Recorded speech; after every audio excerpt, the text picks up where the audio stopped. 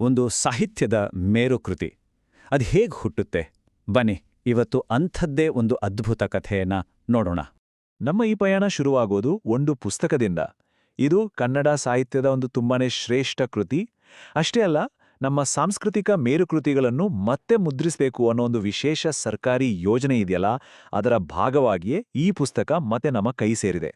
ಆದ್ರೆ ಯೋಚನೆ ಮಾಡಿ, ಸುಮಾರು 900 ವರ್ಷಗಳ ಹಿಂದೆ ಬದುಕಿದ್ದ ಬಹುತೇಕ ಐತಿಹಾಸಿಕ ವ್ಯಕ್ತಿ ಅನ್ನೋದಕ್ಕಿಂತ ಒಂದು ದಂತಕಥೆಯಂತಾಗಿರುವ ಒಬ್ಬರ ಜೀವನ ಚರಿತ್ರೆಯನ್ನ ಕಾದಂಬರಿಯಾಗಿ ಬರೆಯೋದು ಅಂದ್ರೆ ಅದು ಎಂಥ ದೊಡ್ಡ ಸವಾಲಲ್ವಾ? ಹಾಗಿದ್ರೆ ಯಾರ ಬಗ್ಗೆ ಈ ಪುಸ್ತಕ? ಕಾದಂಬರಿಯ ಕೇಂದ್ರಬಿಂದು ಆ ಅಸಾಮಾನ್ಯ ವ್ಯಕ್ತಿತ್ವವಾದರೂ ಯಾವುದು? ಬನ್ನಿ ಅವರನ್ನ ಪರಿಚಯ ಮಾಡ್ಕೊಳ್ಳೋಣ. ಅಕ್ಕ ಮಹಾದೇವಿ 12ನೇ ಶತಮಾನದ ಕರ್ನಾಟಕದಲ್ಲಿ ಜೀವಿಸಿದ್ದ ಒಬ್ಬ ಅನುಭಾವಿ ಶರಣೆ. ಕನ್ನಡದ ಮೊಟ್ಟಮೊದಲ ಕವಯತ್ರಿಯರಲ್ಲಿ ಒಬ್ಬರು. ವೀರಶೈವ ಭಕ್ತಿ ಚಳುವಳಿಯ ಕೇಂದ್ರ ವ್ಯಕ್ತಿ. ಎಲ್ಲಕ್ಕಿಂತ ಹೆಚ್ಚಾಗಿ ತಾನು ನಂಬಿದ ದೇವರು ಶಿವನಿಗೋಸ್ಕರ ಮನೆ, ಮಠ, ಆಸ್ತಿ, ಅಂತಸ್ತು ಎಲ್ಲವನ್ನೂ ತೊರೆದು ನಿಂತವರು.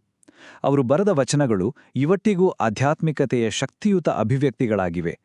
ನೋಡಿ, ಈ ಪುಸ್ತಕದ ಲೇಖಕರಾದ ಡಾಕ್ಟರ್ ಎಚ್ ತಿಪ್ಪೇರುದ್ರಸ್ವಾಮಿಯವರು ಅಕ್ಕನನ್ನ ಹೇಗೆ ನೋಡ್ತಾರೆ ಅಂತ. ಅವರು ಅಕ್ಕನನ್ನ ಕೇವಲ ನಮ್ಮ ಕನ್ನಡ ನಾಡಿಗೆ ಸೀಮಿತ ಮಾಡಲ್ಲ.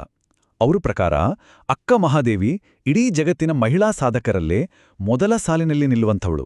ಹೆಣ್ಣುತನದ ಪರಿಪೂರ್ಣತೆಯನ್ನೇ ಜಗತ್ತಿಗೆ ತೋರಿಸಿದ ಮಹಾಶಕ್ತಿ ಅಂತಾರೆ. ಇದೆಲ್ಲ ಕೇಳಿದಾಗ ಮತ್ತೆ ಅದೇ ಪ್ರಶ್ನೆ ನಮ್ಮುಂದೆ ಬಂದಿಲ್ಲುತ್ತೆ ಅಲ್ವಾ? ಇತಿಹಾಸದ ಪುಟಗಳಲ್ಲಿ ಅಷ್ಟಾಗಿ ದಾಖಲೆಗಳೇ ಇಲ್ಲದ, ಶತಮಾನಗಳ ಹಿಂದೆ ಬದುಕಿದ್ದ ಒಬ್ಬ ವ್ಯಕ್ತಿಯ ಜೀವನವನ್ನ, ಅದರಲ್ಲೂ ಇಷ್ಟು ಸಂಕೀರ್ಣವಾದ ವ್ಯಕ್ತಿತ್ವವನ್ನ ಒಂದು ಕಾದಂಬರಿಯಾಗಿ ಕಟ್ಟೋದು ಹೇಗೆ? ಲೇಖಕರು ಈ ಸವಾಲನ್ನ ಹೇಗೆ ನಿಭಾಯಿಸಿದ್ರು? ಇದಕ್ಕೆ ಉತ್ತರ ಸಿಕ್ಕೋದು ಅಕ್ಕನಲ್ಲೇ. ಆಕೆ ನಮ್ಗಾಗಿ ಬಿಟ್ಟೋಗಿರೋ ಆಕೆಯ ಮಾತುಗಳಲ್ಲಿ. ಅವೇ ವಚನಗಳು. ಇವು ಕೇವಲ ಪದ್ಯಗಳಲ್ಲ, ಗದ್ಯಗಳೂ ಅಲ್ಲ. ಇವು ಅನುಭವದ ನೇರ ಅಭಿವ್ಯಕ್ತಿಗಳು. ಅಕ್ಕನ ಆತ್ಮದ ಧ್ವನಿ. ಆಕೆ ನೂರಾರು ವಚನಗಳನ್ನ ನಮಗಾಗಿ ಬಿಟ್ಟು ಹೋಗಿದ್ದಾಳೆ.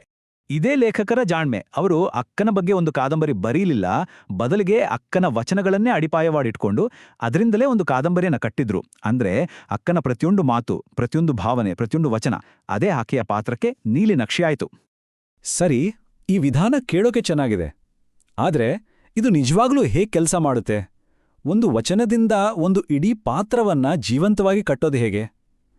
ಇದನ್ನ ಅರ್ಥ ಮಾಡ್ಕೊಳ್ಳೋಕೆ ಬನ್ನಿ ಪುಸ್ತಕದ ಮೊದಲ ಅಧ್ಯಾಯದ ಒಂದು ಚಿಕ್ಕ ದೃಶ್ಯವನ್ನ ನೋಡೋಣ.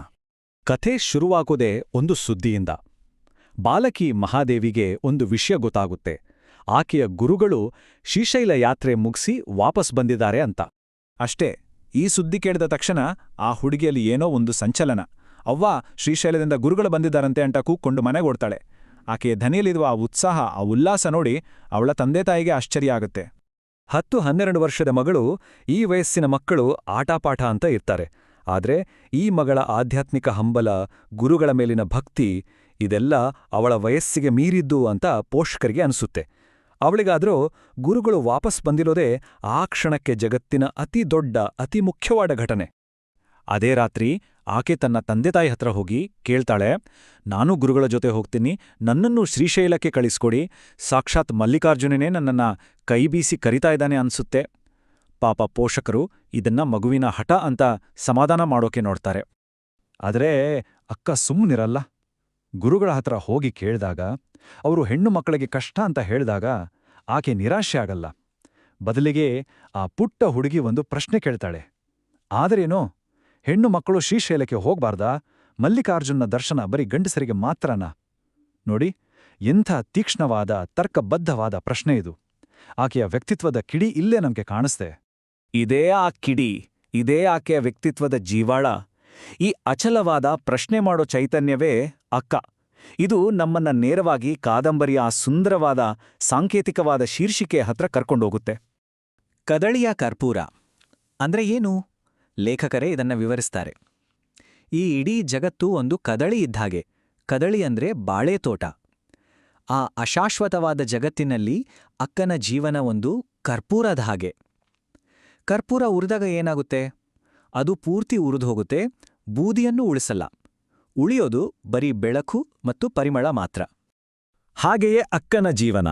ತನಗೋಸ್ಕರ ಏನನ್ನೂ ಇಟ್ಕೊಳ್ದೆ ತನ್ನ ಸಂಪೂರ್ಣ ಅಸ್ತಿತ್ವವನ್ನೇ ದೈವಕ್ಕೆ ಸಮರ್ಪಿಸಿ ಇಡೀ ಲೋಕಕ್ಕೆ ಜ್ಞಾನದ ಬೆಳಕು ಮತ್ತು ಭಕ್ತಿಯ ಪರಿಮಳವನ್ನಷ್ಟೇ ಬಿಟ್ಟು ಹೋದ ಒಂದು ಶುದ್ಧ ಚೈತನ್ಯದ ಜ್ವಾಲೆ ಆಕೆ. ನೋಡಿ, ಈ ಕಾದಂಬರಿ ನಮಗೊಂದು ಪಾಠ ಹೇಳುತ್ತೆ.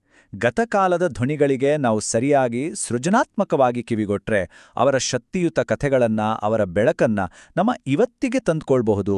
ಹಾಗಿದ್ರೆ ಯೋಚನೆ ಮಾಡಿ ನೋಡಿ, ಹೀಗೆ ಮರುಶೋಧನೆಗಾಗಿ ಕಾಯ್ತಾ ಇರೋ ಇನ್ನೆಷ್ಟು ಕಾಲಾತೀತ ಕಥೆಗಳು ಪುಸ್ತಕಗಳ ಪುಟಗಳಲ್ಲಿ ಅಡಗಿ ಕೂತಿರಬಹುದು.